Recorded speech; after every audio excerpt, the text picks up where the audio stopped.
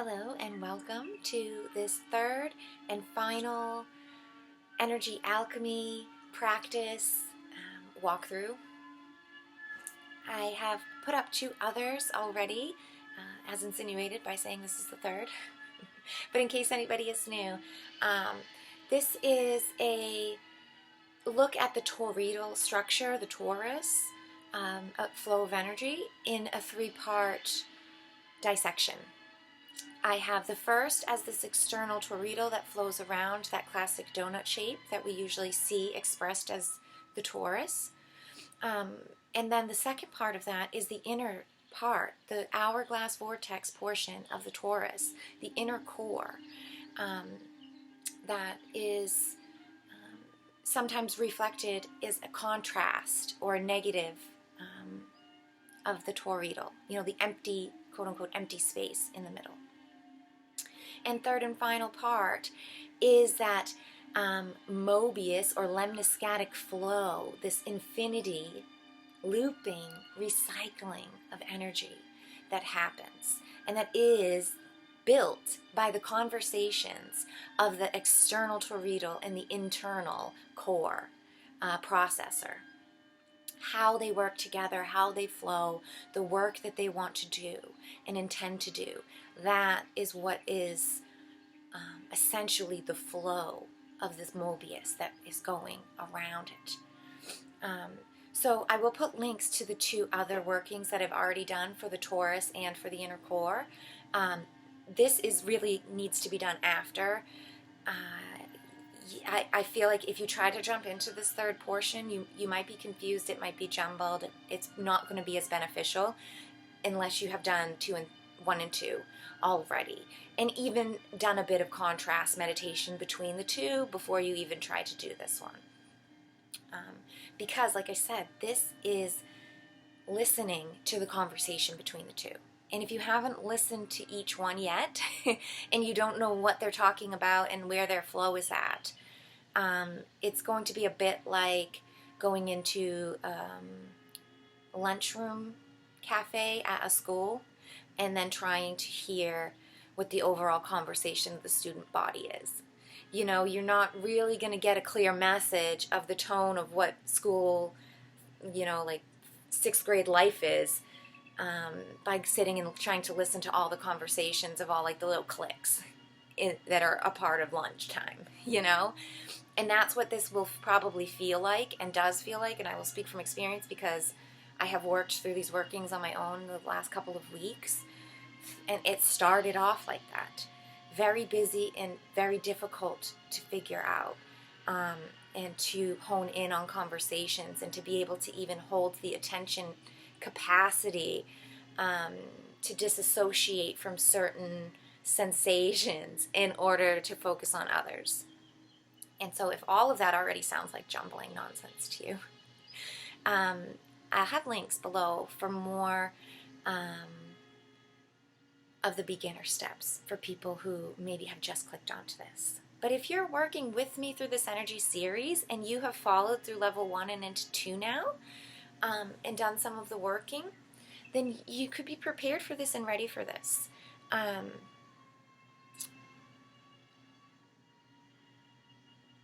With all of that said, I want to try to keep this video kind of direct and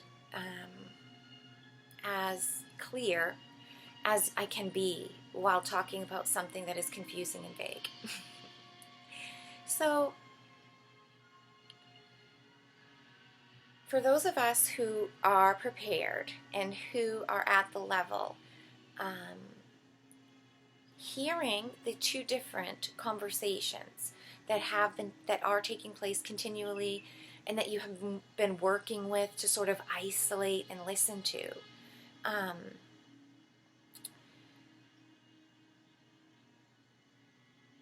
this conversation or working is really about disconnecting and becoming the observer as much as you can. And like I said, it could be a difficult thing to get started with, and you might get into You might be able to pull your consciousness out and hold it, and you really feel like you get like little tastes of it here and there.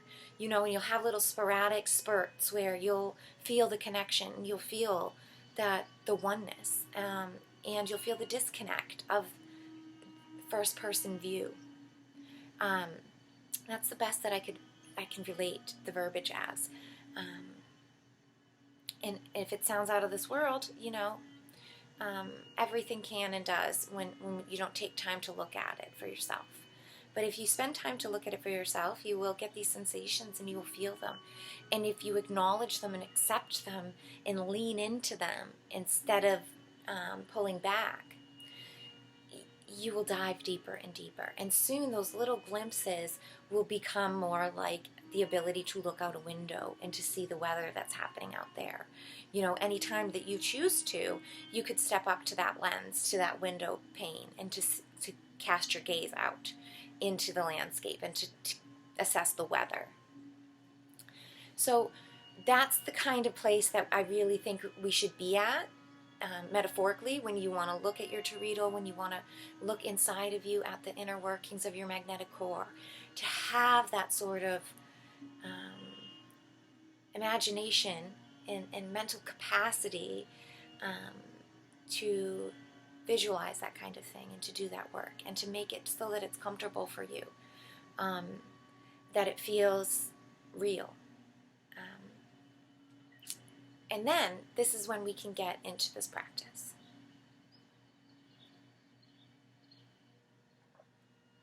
So much like I have said with 1 and 2, when we do this, we really want to be attentive. We want to go in with intention and align with your sovereignty, seeking your highest, best good, knowing that you're a fractal source, reflection of God, of source. Whatever it is to you, to have strong intentions of seeking your truth. That's what you have to come to the table with. I like, as I said, to sit upright when I do these kinds of practices, more energy alchemy, kind of active practices that require conscious awareness. I prefer to sit up. I like to sit cross-legged, but I have also been doing that for many years now. So, and I know not everybody has the physical capacity to sit like that, and it takes a lot of practice to learn to sit. And so maybe sit in a chair or sit on your bed, or you could even sit in a recliner comfortably. If physical constraints or health issues do really impede you and steal your thoughts, you know, then lie down, definitely. You can certainly lie down.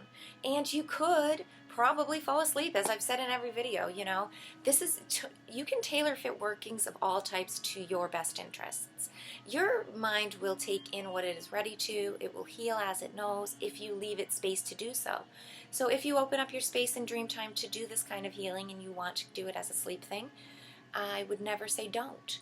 You know, if it works for you, it works for you. But for me and for my experiences, what I like to do is to be sitting upright when I do this kind of work. And conscious breathing, of course, as I've said, you know, I like to sort of bring myself into awareness of the present moment, into my physical body vessel. Now, once you have this sort of feeling, and maybe you can do what I do with this flash of surrender that I've been practicing, you know. If you can't get there, that's okay. But know that there is a tool, and it is as simple as closing your eyes and connecting into your heart, into your guts. And I really love Adrienne from Yoga with Adrienne. She called it a flash of surrender. And for me, that was such a tidbit of enlightenment that came inside of me. And it was like, it made so many new connections, and it made such sense in a meditation level, and how we can really plug in and direct connect, anchor in to Source, Mother Earth, this, you know, the beautiful cord that attaches us. You could just close your eyes and do it. So that's what I do. And if you are there, that's what I'm talking about.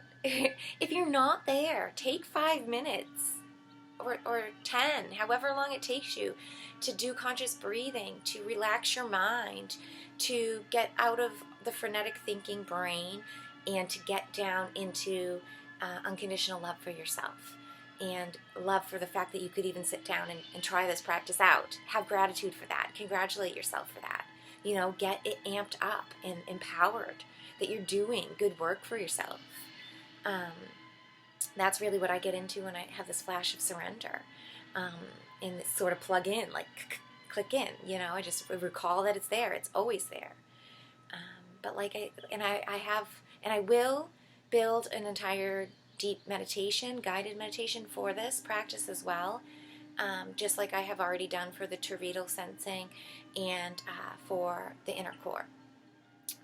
But for now, this is the routine. This is just me kind of doing the walkthrough, the homework assignment, sort of here's the instructions, take it for yourself. Because that's really what it's about. It really isn't about doing a meditation the way that I happen to bring it forth. You know, it's not about me as the speaker. It's about the workings that I tap into throughout the whole thing. And so just in case people don't have capacity to do the meditations, you know, I really wanted to just talk it out here with everybody in a more discussion sort of assignment kind of way. So yeah, if you need that, if you're not able to get into this right now and do a quick flash of surrender with me right now and you can't really get into the feelings of it, don't be discouraged. Just, you know, don't worry, I'll have a walkthrough pretty soon and you can check it out later as soon as come back to my channel and find it. And that will be a beautiful starting guide for you. But yeah, for us, for anybody else, and for all of us, I'm going to do this flash of surrender and plugging in. Some nice clearing breaths. Bringing in light and love from the ether into my being and allowing it to fill me up. And letting that exhale pull out and release anything that is no longer serving.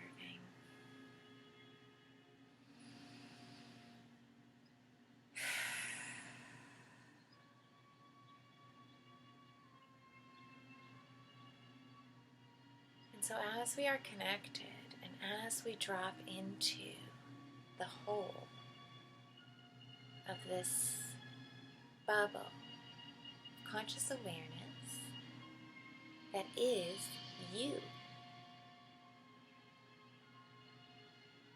hone in first to the deep core. Feel that inner pulling, that warm sensation of a glowing, open heart center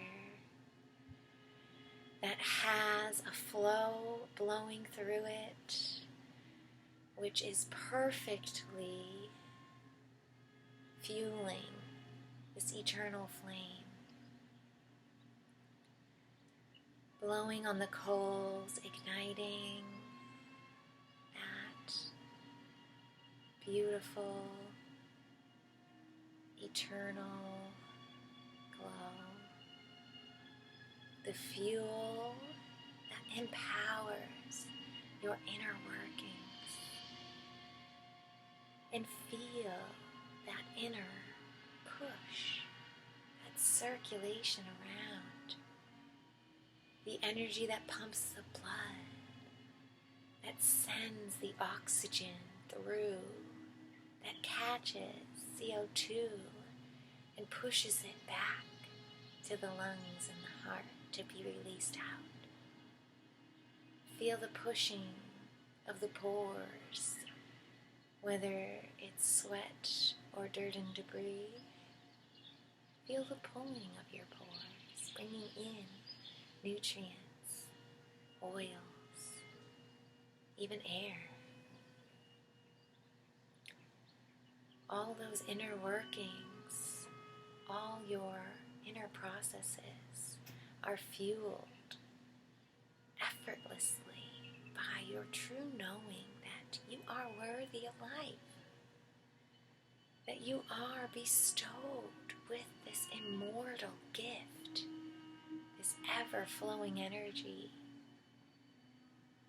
to use, to co-create and explore the fullness of what makes you, you.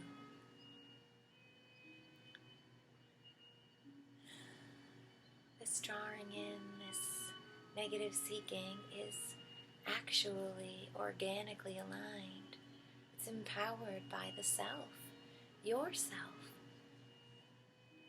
See yourself now and see the self as creator consciousness. It is unknown, magical to the cells, to the organ systems, to molecules.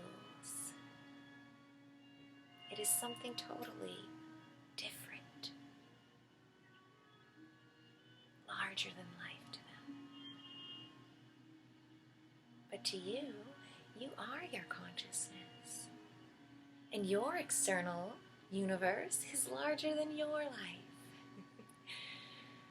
And so now feel that external boundary, feel the electric pulsation of the torus flowing. Feel your energy, your service out there. Is it pushing forth your gifts, your talents, your love, your open heart, out offering, feeling wonderful and empowered? See it flowing freely as it cascades down and around. See it like open arms of a hug, gathering in air, nutrients, love, gratitude, admiration, and appreciation for all those gifts you have.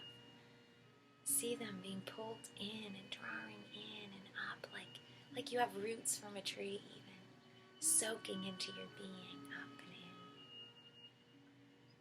Being passed up and into that center, inner workings, that beautiful magnetic core. It hits that active, positive energy that sits at the root. That masculine energy that knows just what to do with what it is given. It can push forth all that has been collected now from the external. It pushes forth beautifully into the internal. Mirroring reflection, give and take, true conversation, honest communion. See that beautiful flow. You see the figure 8 it creates. The inner and outer circles, lenses, worlds that are there, that are exchanging energies.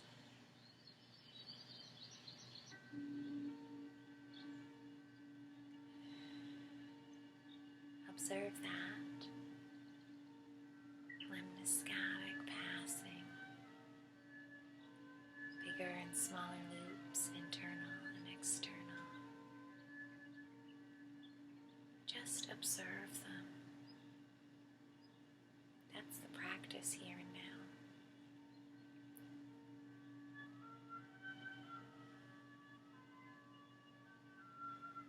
See the intercommunication.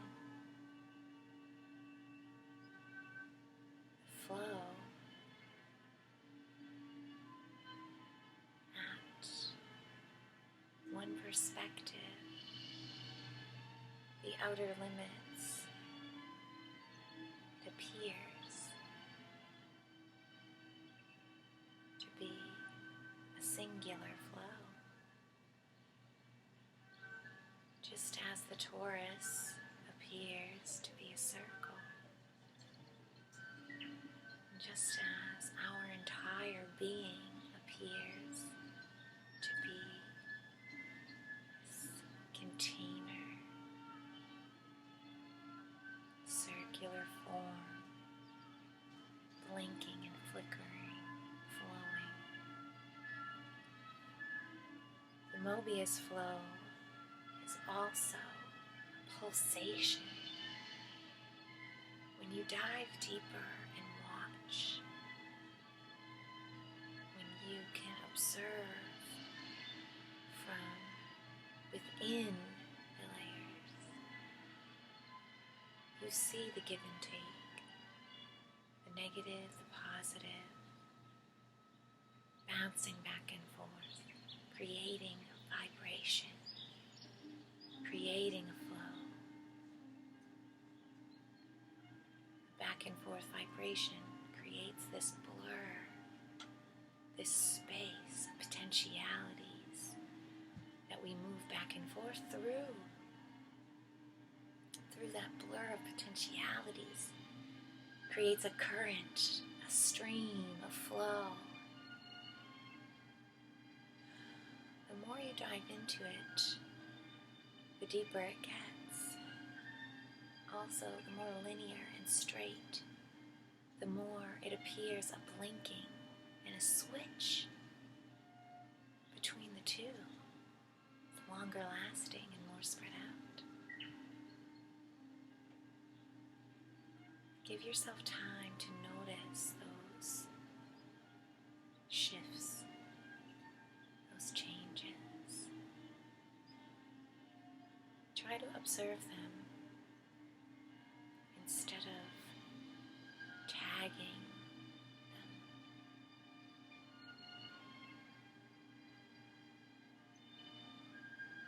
Witness and watch.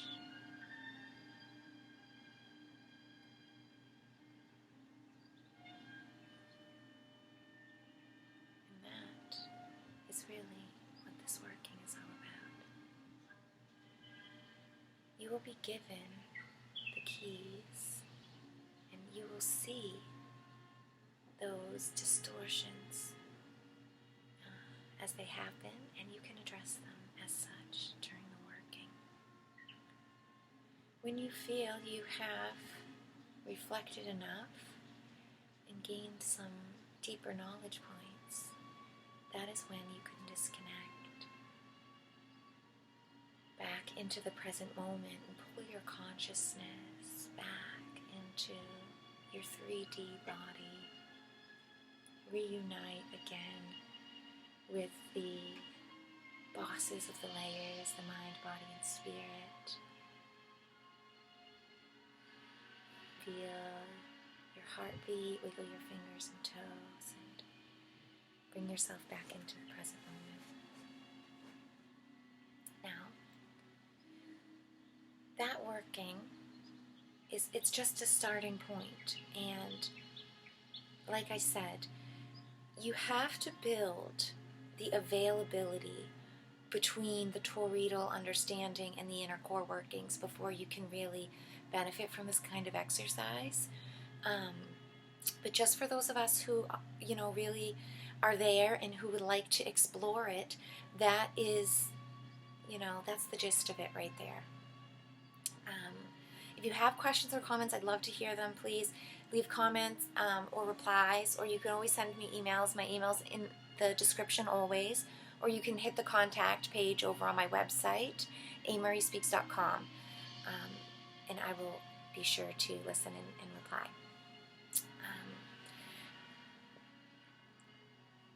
I guess I'm going to leave it there for this practice. I am going to offer a fourth step, which we'll get into next, which is about how this whole sacred boundary, including our flow, then can interact with the external.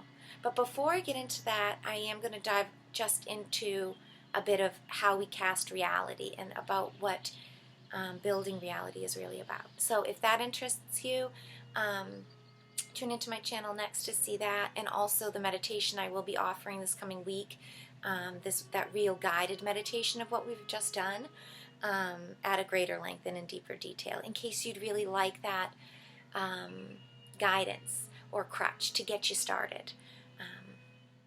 I definitely offer that soon. So thank you so much for listening and for coming through this series with me and learning and teaching with me along this thread.